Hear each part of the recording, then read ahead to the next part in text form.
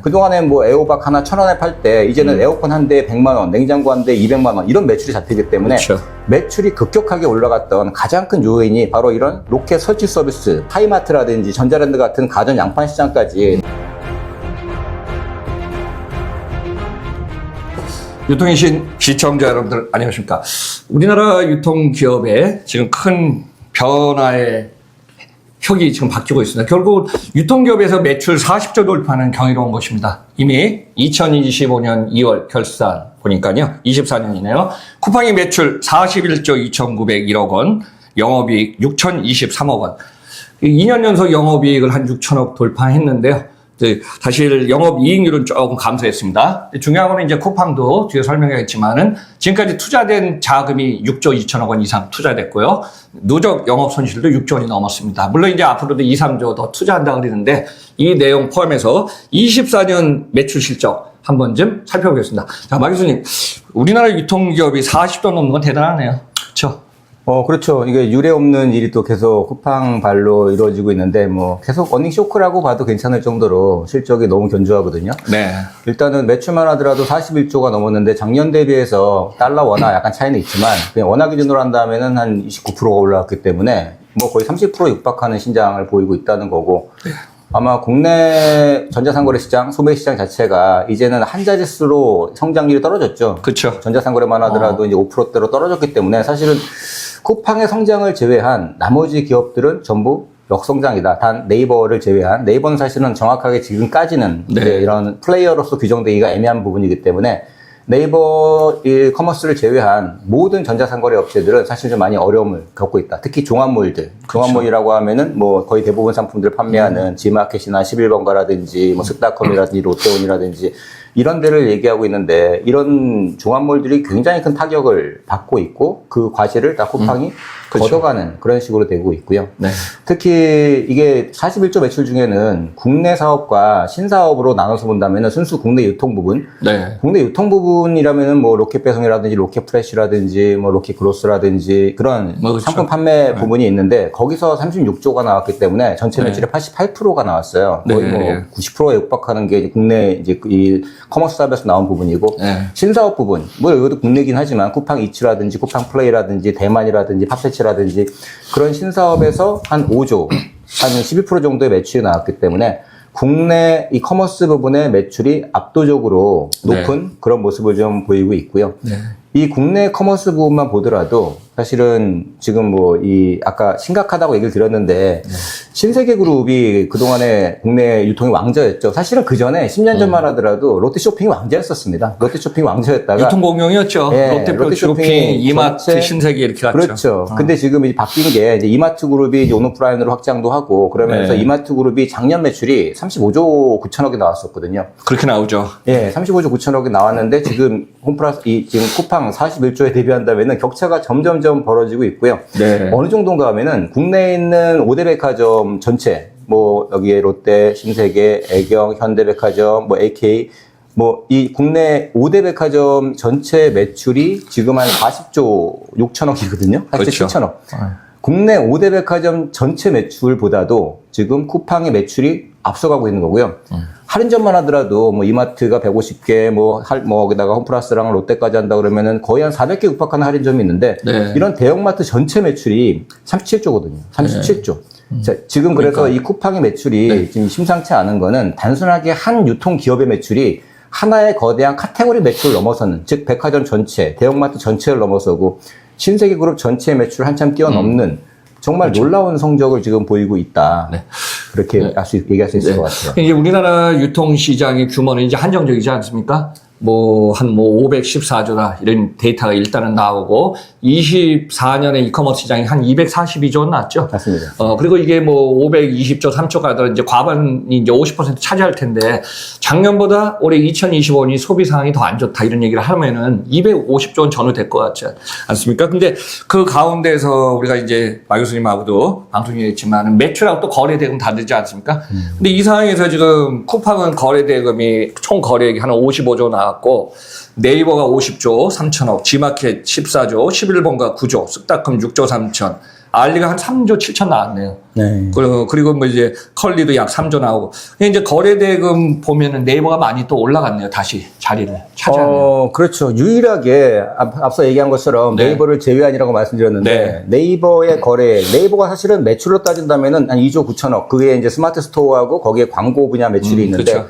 네이버가 전체 매출 10조가 넘어갔는데 10조 중에서 약 한 7, 8% 그게 이제 커머스 분야 혹은 커머스 네. 분야에 같이 묶여 있는 광고 매출을 합쳐가지고 그게 한 2조 9천억이 나오는 거기 때문에 네. 사실 네이버의 2조 9천억 매출과 그리고 쿠팡의 41조 매출을 따진다 그러면은 네이버하고 쿠팡은 상대가 되지 않겠죠. 그렇죠. 이건 매출이고요. 근데 그래서 네이버 같은 경우에는 스마트 스토어에서 발생되는 그 매출의 수수료를 갖다가 취한 게 네이버의 매출이기 때문에 2조 네. 9천억이 나오는 거고 스마트 스토어 전체 50만 명 사업자들의 전체 매출을 합치면은 그게 거래액이라 그러는데 네이버 네. 스마트 스토어 안에서 발생되는 거래액은 50조를 넘었기 때문에 국내에서 유일하게 네이버하고 쿠팡만이 50조가 넘는 그런 그렇죠. 거대한 전자상거래 장터가 되고 있다. 네이버 얘기는 제가 뒤에 좀 더 얘기를 드릴 거고요. 그렇죠. 쿠팡에 대한 2부에서 또 바로서. 말씀해 주시고. 쿠팡만을 네. 먼저 말씀을 드린다면은 네. 지금 41조 정도의 매출이라 그런다면 매출 규모로 따진다 그러면은 이게 국내 소매 시장 아까 514조라 그랬는데 네. 국내 소매 시장의 7% 정도를 차지하고 있어요. 네, 7%. 네, 이것도 사실 굉장히 큰 포션인데 얘를 지금 다시 거래액 기준으로 55조로 친다 그러면은 소매 시장의 11%가 넘어가기 때문에 사실은 이제는 전체 국내 모든 소매 시장의 10%가 넘는 그 거래가 이제는 온라인, 그 중에서도 쿠팡 안에서 이루어지고 있는 그런 모습을 볼 수가 있는 거고요. 네. 그렇기 때문에 아까 제가 쿠팡을 제외한 나머지 업체들이 다 떨어져 나가는 그 매출이 쿠팡 쪽으로 모이고 있고, 네. 이거는 지금 김범석 의장이 사실 2020년도 그쯤에 2019년도부터 이제 계속 김범석 의장의 약간의 그 보관이 있었는데 2019년도에 쿠팡이 최초에 한 게 로켓 설치 서비스라는 걸 시작을 합니다. 네. 그동안에는 뭐 식품만 팔고 신선식품 팔고 뭐 공산품 팔다가 갑자기 2019년도에 로켓 설치 서비스를 시작해서 TV, 냉장고, 에어컨 그런 대형 가전을 지금 판매하기 시작했어요. 아, 그 당시 이게 컴서브인가요? 예, 그러다 보니까 이게 설치할 때? 예, 이거 컴서브. 설치 물류가 되겠죠. 설치 물류가 되는 네, 거고 초창기. 설치 물류인데 이걸 쿠팡이 직매입해서 나가는 거기 때문에 네. 그동안에 뭐 에어박 하나 1,000원에 팔 때 이제는 에어컨 한 대에 100만 원, 냉장고 한 대에 200만 원 이런 매출이 잡히기 때문에 그렇죠. 매출이 급격하게 올라갔던 가장 큰 요인이 바로 이런 로켓 설치 서비스가 되는 거고요. 네. 그리고 나서 이제 경쟁 상대가 이제는 대형 마트들이 아니라 이제는 하이마트라든지 전자랜드 같은 가전 양판 시장까지 넓어진 거고요. 그 다음에 가전 말고 가구까지도 이제 설치를 하고 있는 거죠. 가구, 네. 대형 가구들도 설치를 하면서 이제는 한샘이라든지 뭐 그런 가구 업체들을 그 시장까지도 영역을 넓혀갔고요. 그리고 이제 작년 같은 경우에는 AS, 보증수리 그런 분야까지도 사업 영역을 넓혀가고 있어서 그런 또 이제 여러 가지 AS F2 서비스 체계까지도 사업 시장으로 가고 있죠. 우리가 그 전에 이제 소매 유통시장에 보면 이제 유형 상품이냐 무형 상품이냐 근데 그렇죠. 무형 쪽을 계속 확대하는 거네요. 그렇죠. 그리고 이제 22년도 같은 경우에는 타이어까지도 설치해주고 있거든요. 그러니까 타이어 설치. 이런 또 정비 사업 같은 분야도 들어가고 있는 분야고 23년도에는 뭐 유모차, 카시트, 유황품 시장 그리고 나서 최근에는 알럭스라 그래서 이 프리미엄 의류라든지 패션 잡화 이쪽으로 들어가고 있기 때문에 김범석 의장이 2022년도, 2023년도에 얘기했을 때 그때 얘기한 게 국내 이 소매 시장이 500조가 아니다. 국내 소매 시장은 700조 시장으로 보고 있다, 본인은. 그래서 아직까지 700조 시장에서 쿠팡이 차지하는 점유율은 아직 그 당시로 4%밖에 안 된다. 네. 지금은 7%, 500조에서 7%니까 네. 지금은 이제 김범석 의장이 바라보는 거는 국내 소매 시장은 500조 시장이 아니라 700조 시장이다. 네. 그래서 즉 여기에는 지금 말씀드린 여태까지는 전자상거래로 들어가지 않았던 이런 여러 가지 A 서비스라든지 아니면 여러 가지 뭐 그런 무형의 서비스까지 다 합친다면은 700조 시장으로 김범석 의장이 조금 더 넓게 보고 있는 거고 그렇기 때문에 지금 우리가 전체 시장에서 7% 혹은 거래액으로 10%가 좀 넘어갔지만 앞으로 우리는 2배, 3배 성장할 수 있는 여력이 있다. 그렇게 좀 약간 좀 오너답게, CEO답게 좀 넓은 안목을 가지고 보고 있고 그게 쿠팡의 좀 장기적인 플랜이 아닐까라고 생각하고 근데 있습니다. 이제 24년 4분기 실적, 그 3분기까지 30조 원이 넘었는데 뭐 이익률이 4분기 실적을 보면 한 11조 1,140억 원 나왔거든요.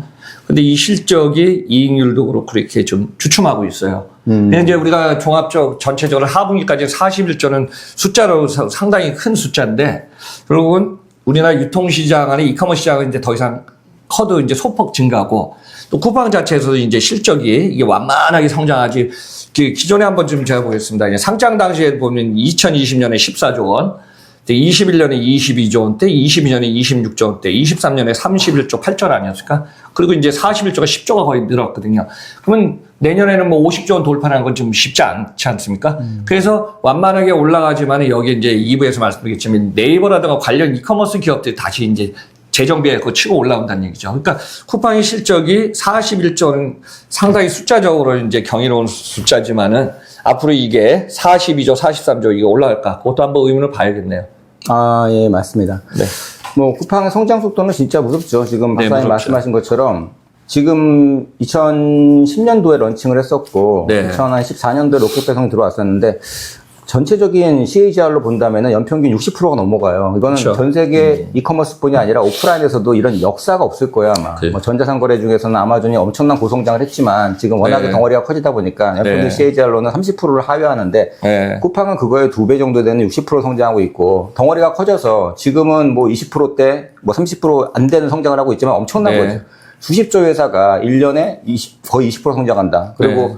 25년도 1분기에도 쿠팡 내부적으로는 20% 이상 고성장을 할 거다라고 바라보고 있거든요. 네. 2025년도 1분기 지금 전자상거래가 멈춰 있어요. 네. 멈춰 있다는 얘기는 전자상거래 시장 중에서 두 축으로 나오는데 하나는 종합몰 시장, 하나는 전문몰 시장 이 두 개로 나누는데 지금 쿠팡이 속해 있는 종합몰 시장은 0.1% 역신장으로 지금 들어가 있어요. 작년 네, 12월 그렇죠. 기점으로. 네.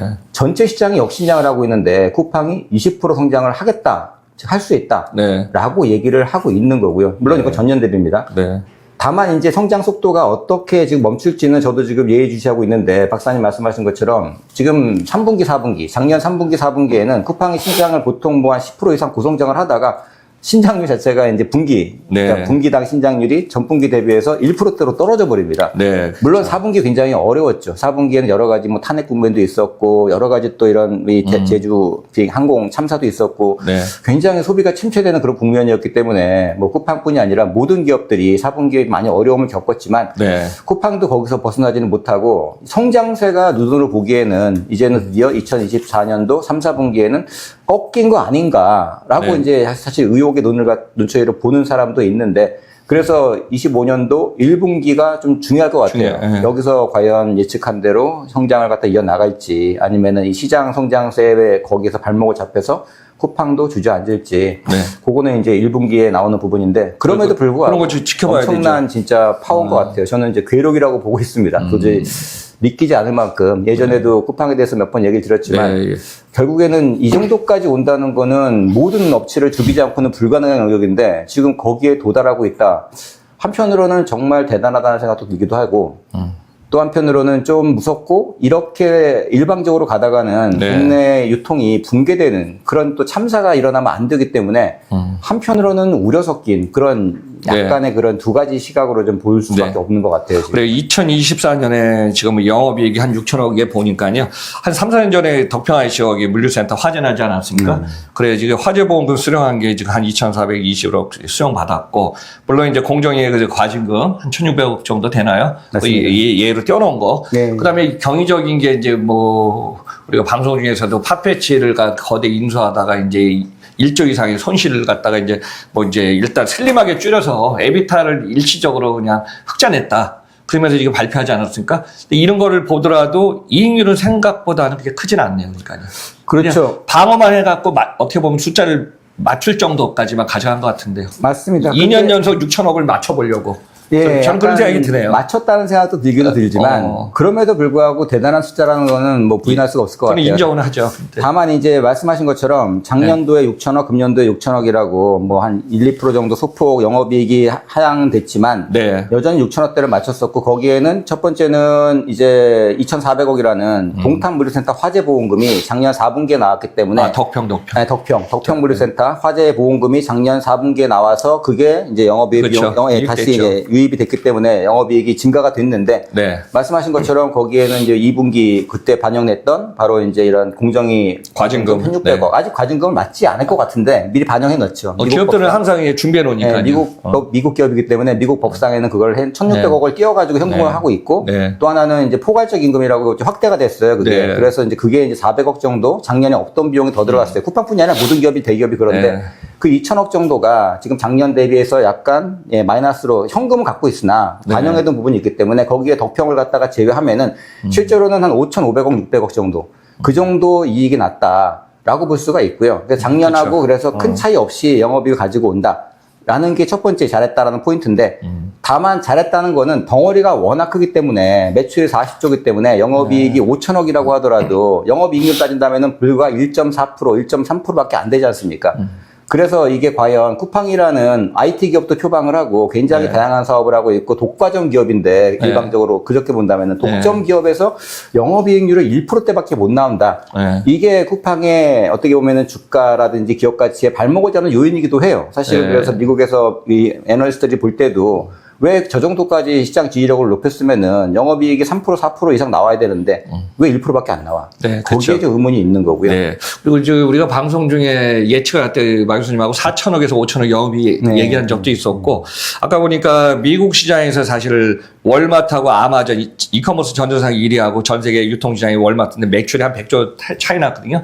최근에 보니까 이거 월별로는 일시적으로 또 아마존이 매출을 앞섰더라고요. 맞습니다. 근데 이제 이커머스 시장이 글로벌에서는 크로스보더 시장에서 대세인 거는 많지만은 쿠팡 입장에서는 매출은 엄청 올려놨지만은 2025년에 이게 44조가 될지 45조가 될지 목표는 갖고 있겠죠. 거기까지 가냐는 거자도 중요할 것 같습니다.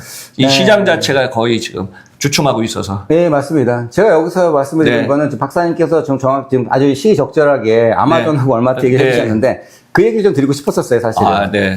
쿠팡이 롤모델을 삼고 있는 거는 오직 아마존밖에 없고 우리나라에 있는 어떤 기업, 전 세계 어떤 기업도 롤모델이 아니라는 거죠. 아마존의 제프 베조스가 갔던 그 길을 그대로 따라가서 지금까지 제가 아까 말씀드렸던 쿠팡의 로켓 배송부터 해서 뭐 가전 가구부터 해서 서비스 사업, 쿠팡 이츠 플레이 뭐 그다음에 그 나머지 모든 사업, 풀프먼트 서비스까지 한치의 오차도 없이 아마존을 따라가고 있는데 그럼에도 불구하고 아마존과의 차이는 아마존이 24년도 마감 영업 이익을 보면 매출은 뭐 거의 900조를 넘어갔죠. 930조, 940조를 넘어갔기 때문에 지금 전 세계 1등 매출 기업인 월마트하고 지금 엎치락뒤치락 할 정도로 4분기엔 잡았어요, 실제. 4분기에는 역사상 처음으로 아마존이라는 전자상거래 기업이 전 세계 모든 기업을 통틀어 매출 1등인 기업이 월마트인데 IT 기업뿐이 아니라 뭐 유통, 물론 어떤 기업 합치더라도 제조업 기업까지도. 그렇죠. 그 월마트의 매출을 아마존이 4분기에 잡았고요. 아마 이제 연간으로 따진다면은 한 몇십 조 정도는 아직까지는 월마트가 앞서고 있는데 역사적인 해이기도 했어요. 그리고 올해도 지금 엎치락뒤치락 할 것 같은데요. 근데 중요한 건 아마존이 매출만 높은 기업이 아니라 아마존의 그 베이스를 보면은 아마존 영업이익이 지금 48.8%가 나와요. 그러니까 매출 이익이. 매출 이익입니다. 영업이익이 아니라. 즉, 원가율이라 그러는데 아마존은 100원짜리 상품 하나 팔면은 488원이 남는 거예요. 엄청난 거거든요. 사실은 이거 유통기업이라 그러면 말이 안 되잖아요. 유통기업들은 원가율이라는 게 있기 때문에 내가 물건을 사가지고 와서 팔아야 되기 때문에 항상 원가율이 70에서 80%가 잡힙니다. 그게 전통적으로 그래서 롯데라든지 홈플러스라든지 이마트, 월마트 같은 경우에는 원가율이 항상 보면은 70%가 넘어가요. 즉, 총 마진으로 본다 그러면은 팔았을 때 얼마 남았어? 25% 전후가 가장 많이 남은 그런 이익률이거든요. 그래서 뭐 롯데나 이마트, 월마트 다 똑같이 100원 팔면은 25원 남는 구조라는 거죠. 근데 쿠팡도 똑같은 그런 전자상거래 기업이 아니라 쿠팡 역시도 상품 팔아가지고 원가율을 잡히는 기업이기 때문에 쿠팡도 마찬가지로 그냥 100원 팔면은 25원이 남는 25% 정도. 그게 여태까지 달려왔던 목표였었거든요. 그래서 제가 몇 년 전에 쿠팡 쪽이나 업계 관계자들 얘기 들어보면은 쿠팡이 생각하는 목표 이익률을 한 27% 정도로 잡은 걸 갖다 그때 기억을 해요. 우리가 가고자 하는 거는 이마트라든지 뭐 롯데같이 1등 기업이 우리나라에서 매출 얼마큼 이익률이 얼마야? 매출 이익률이 27%. 27%가 나와야지 판관비 다 떼고 나면은 영업이익이 한 4에서 5% 나오는 그런 구조가 됐었거든요. 그 당시에. 그 4, 5%면 굉장히 잘하는 건데 쿠팡이 그걸 목표로 잡았는데 칭찬할 거는 쿠팡의 지금 매출 이익률이 30%를 돌파했어요. 30%. 이거는 진짜 역사적인 일이죠. 사실은 쿠팡의 그 영업이익률에는 거기에는 또 이제 물류비도 들어가기 때문에 굉장히 어려운 얘기거든요. 근데도 이 물류비까지 다 포함해서도 지금 쿠팡의 매출 이익률이 30%를 넘었다는 거는 굉장히 놀라운 일입니다.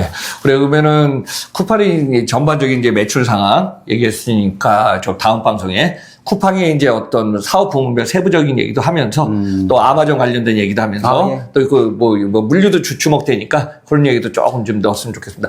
저는 이게 마지막으로 요 한 번 넣고 싶습니다. 전 세계 이커머스 1위 기업의 아마존이 라이벌 기업은 월마트밖에 없고 미국 시장의 마켓시어 뭐 2000년대 시작할 때는 이커머스가 10%도 안 됐거든요. 그러니까 미국 시장을 거의 리더 기업으로 가면서 전 세계 글로벌의 컨트리를 갖다가 많이 만들지 않았을까? 근데 이제 쿠팡은 교과서가 일단 있으니까 아마존을 보면서 한국 시장이 일단 좀 어느 정도 네트워크나 모두가 확장시켰네요. 이제 대만 사업 이런 얘기도 이제 다음 시간에 하면 되겠네요. 그렇죠? 예, 맞습니다. 뭐 네. 다음 방송 살짝 그래. 읽어드린다면은 네, 대만 그 아마 얘기도 좀 하시고. 예, 국내 유통 뭐 아니면은 뭐 이런 네. 전문 방송이나 예, 유튜브에서는 한 번도 다루지 않았을 거예요. 이런 네. 얘기들을. 쿠팡의 실제적인 그런 재무제표라든지 운영 전략상에서 각각의 카테고리마다 발생되는 이익이나 네. 뭐 해외 사업에 대한 그 이제 팟패치에 대한 그런 또 이 뭐 극적으로 지금 많이 바뀌고 있는 그런 모습에 대한 얘기 좀 드리고 네. 말씀하신 것처럼 네. 뭐 대만 그리고 뭐 이런 여러 가지 신사업에 대한 얘기도 조금씩 드리면서 네, 좋죠. 쿠팡이 왜 이렇게 강력한 공룡이 됐는지 괴물이 되고 있는지 그 부분을 조금 더 네. 디테일하게 분석해서 전달해 드리는 시간을 갖도록 하겠습니다. 그래요. 다음 방송에서 쿠팡에 관련된 사업권 한번 좀 정리할 테니까요. 참고해 보시기 바랍니다. 감사합니다.